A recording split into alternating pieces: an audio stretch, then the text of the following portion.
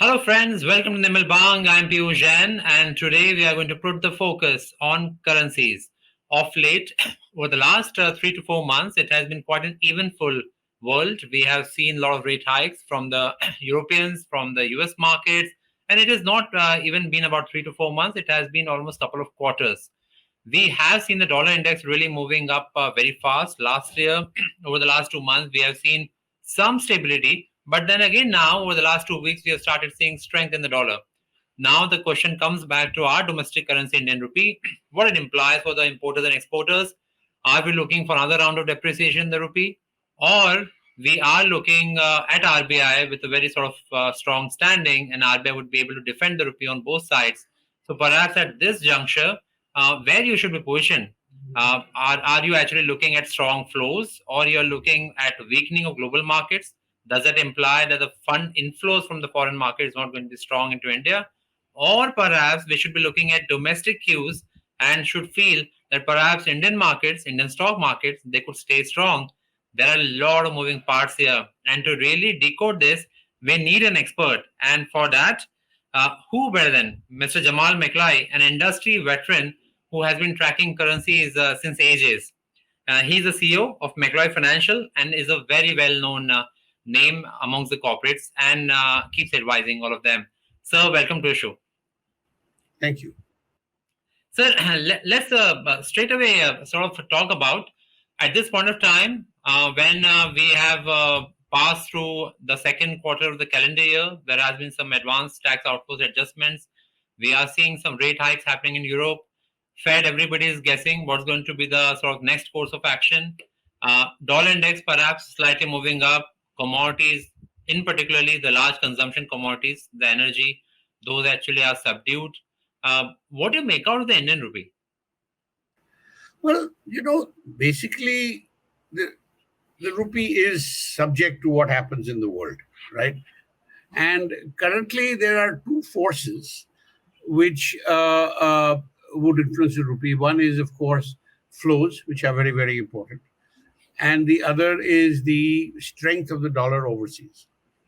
Now, the dollar, okay, now cycle back from that, the key issue, of course, is US interest rates, right?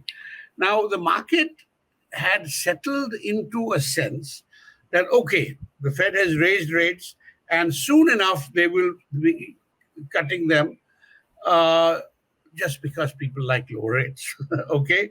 There is no evidence to suggest that the Fed should cut rates. And I think market is now beginning to understand that probably rates are not going to come down for some time. Okay. My personal belief is that, see, the Fed has still sticking to its mandate, which is to bring inflation down to 2%. My belief, there is no chance they can achieve that because the world is different. The 2% inflation target was set, 6, 8, 10 years ago in the throes of globalization. Now everything has changed. So I don't think they're going to be able to get there. And also, sir, while you're pointing that out, I was looking at employment numbers, very strong, PMI numbers strong. So perhaps how the inflation is going to come down. Over to you, sir. That's it. These are good things, right? That employment is strong, etc. Purchasing manager is strong. But the reality is that interest rates are not going to come down, right? So we saw yesterday the Dow tumbled as people began to worry about that. So I think the Dow is going to be a little wobbly for some time, right? Because this, I would guess again in about 2-3 months, people will come to believe, now they will cut rates. And still won't happen, in my view. So if the Dow is wobbly, that's generally a sense of risk off, which means Right. flows might slow down. But I feel that India has, really, we're looking good globally. We got a lot of problems, but investors seem to feel, Baba, everybody's got problems. Now, the flows have been like non-stop. So it's conceivable that there may be a little slowdown, but I don't think they're going to slow down sustainably. In other words, I think the flows are going to continue, right? After perhaps a hiatus. Now, which is, of course, would be good for the rupee, meaning volatility. I see volatility increasing in the rupee. Volatility has been very, very low. So I think that will go up. Now, the other factor is the dollar, right? The dollar again started up, but then it sort of settled when markets felt, हाँ भाई ठीक है, हो गया. Now, my sense is that the dollar will again push upwards, but I don't think it can go very far up. Right now, it's at some sort of, I mean, it can go up by 1 or 2 points from 103 to 104, 105. But I don't think it is going to sustain there. So basically, any weakness that comes out of the rupee, either as a result of uncertain flows or dollar strength, will be short term. Right? Now, sitting on top of all of that is the boss, right? That's RBI. Now, clearly, RBI has been very happy holding the market extremely tight, right? Between like 81.80 and 82.80. They might, if there is increased pressure from overseas, be forced to widen it on the downside, meaning maybe they could let it go above 83, but they won't let it go far above 83. And they've got enough reserves for that.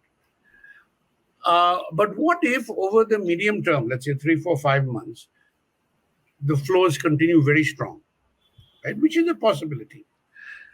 Will they let the stronger rupee live? They have I haven't said anything, but it's very clear they don't want that.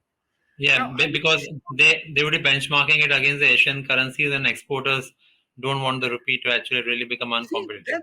That's not the issue. That's the point. The rupee is extremely competitive. That was the next point I was going to make. I mean, the rupee is one of the weakest currencies from a purchasing power standpoint in the world. I mean, you go to New York, it's so expensive now, for example. You'd meet any foreigner who comes here, he's laughing, right? How little things cost. So actually, an exporter, we talk to a lot of exporters, they're very competitive.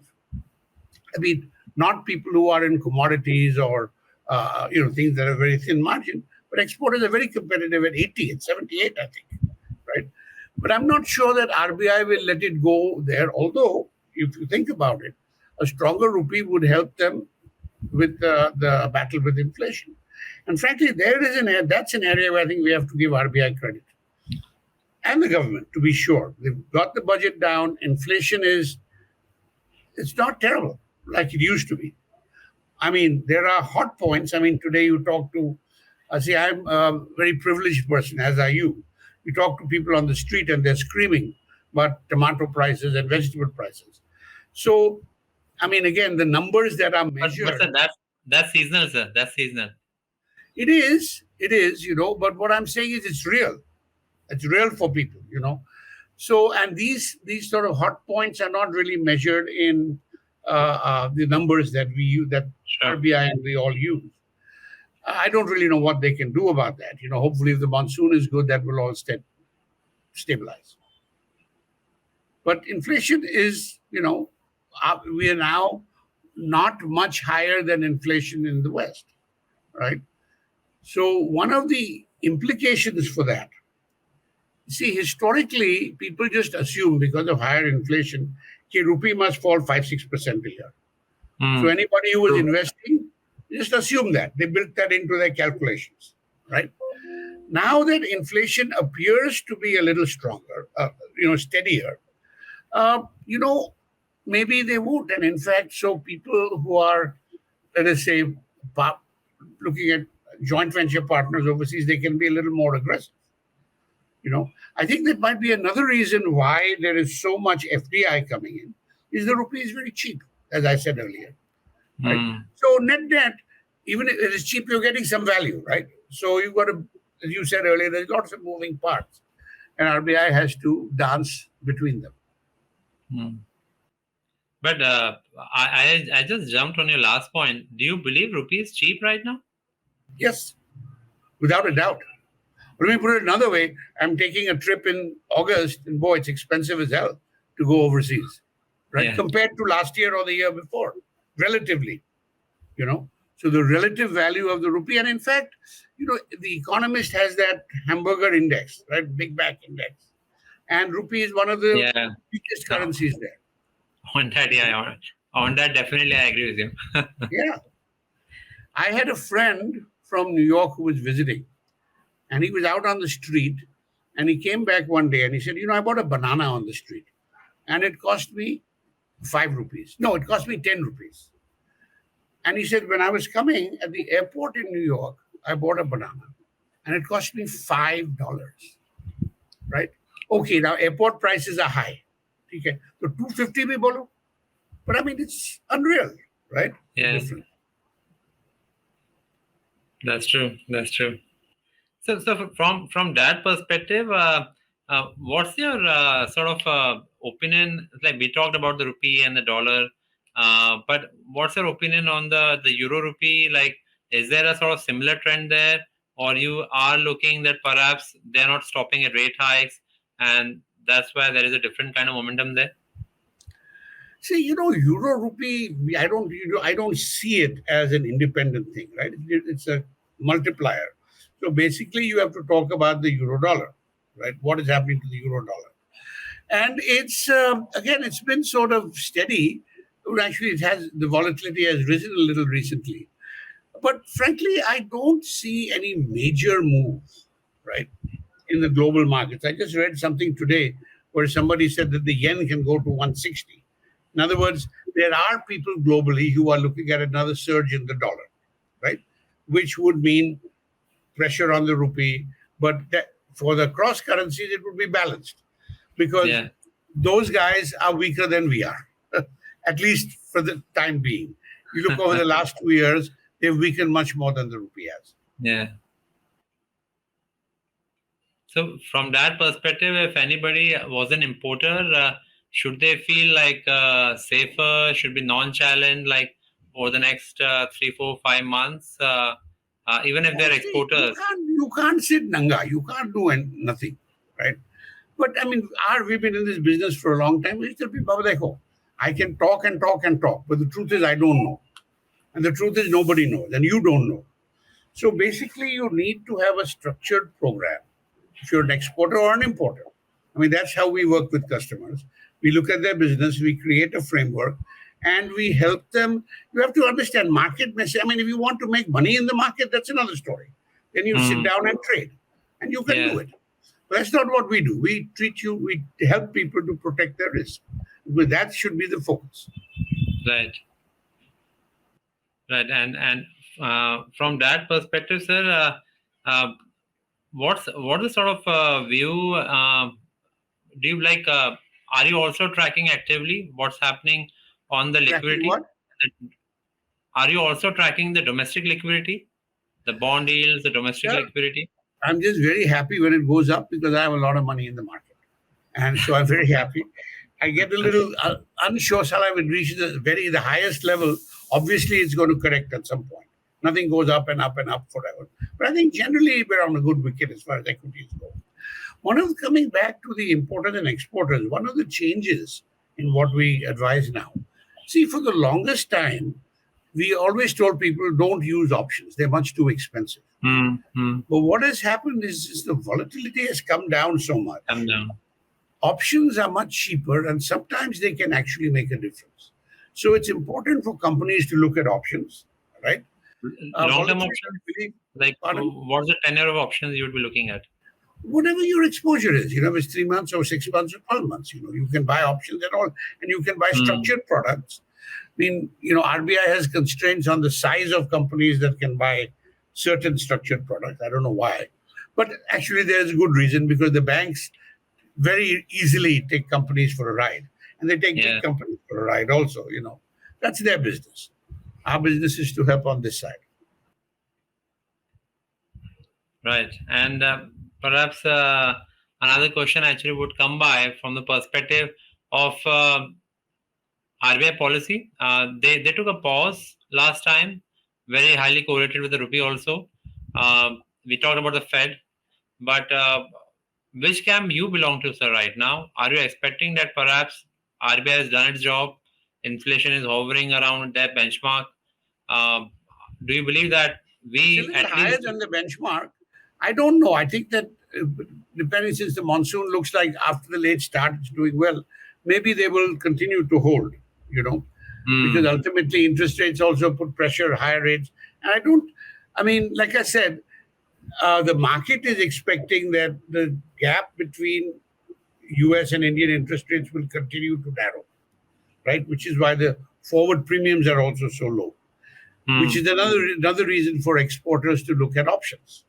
Because in the old days, you get 4-5% just by selling forward. I mean, you get 1%, 1.5%, which is not a whole lot. But you take what you get. Right, sir. And recently, did you get a chance to look at the recommendations of RBI panel for their efforts to internationalize rupee? I know you think that it's going to take some time. I read part of it yesterday. I think it's a process and it will continue. It's sort of interesting that the Chinese yuan in 2016 was brought into the SDR, right? Now, that's partly because the size of their economy and the huge amount of trade. And they had made certain moves to, quote, internationalize the rupee. Now, India is following that path. It's a good idea. But I think it will take us quite a bit longer because we're not at that scale yet. And, our markets, while they have become much deeper, it's got a long ways to go. So I think it's a very good report. And we just need to take the steps. But it's not something that's going to happen on Wednesday, It will happen in a continuous flow. Why would anybody want to sell in rupees? What are they going to do with the rupees, right? And it's not like we are a big player where we can actually demand it. So it'll take time. Right. And that time would be like, 5 years, 10 years? What would be your own expectation? Something like that. I have no idea. It depends on a lot of things, right? I don't know what's going to happen tomorrow. Don't ask me what's going to happen in 10 years. But there will be a slow and steady progress. Right. And from the perspective, as we move towards the closure, we are right now in July. The festive season would be somewhere around November, December. We have largely seen the gold movement slightly steady. Do you expect sort of any sort of seasonal movement or pressure on the rupee as we move towards the fourth quarter of the calendar year? You mean because of increased imports? Yeah, increase in imports because energy has been subdued. So then actually go to electronics and gold. But you see, if the dollar does stay strong, steady to strong as people expect, then these commodities will also soften. China is not now. The one thing that could turn things around is if China starts to rock. Everybody expects that they're very subdued, but China always surprises people. So that could happen, But again, like I said, RBI is there now. They're holding it very tight. They should let it go a little. See, if you want to internationalize things, you can't hold it this tight. Although having said that, China has held their currency very tight for a long time, and they are much more international. But they've got much more bulk. Their trade is much larger. We don't have the kind of influence that they do. We're trying to build it. But to build it, you've got to build yourself. It takes time. Yeah, it takes time. So on a good wicket. Right, sir. So I think we take all of those inputs from your side on the record for our viewers, and I'm very sure our viewers would have taken note of all the sort of developments which you were talking about. It has been always a pleasure to talk to you, sir. And I always say when I talk to you that it is always a colorful conversation. We enjoy it, and we also actually benefit a lot from your insights. Thanks a lot for coming on the show. Thank you very much. Good luck. Bye. Subscribe to our YouTube channel and click on the bell icon to never miss an update from Nirmal Bang.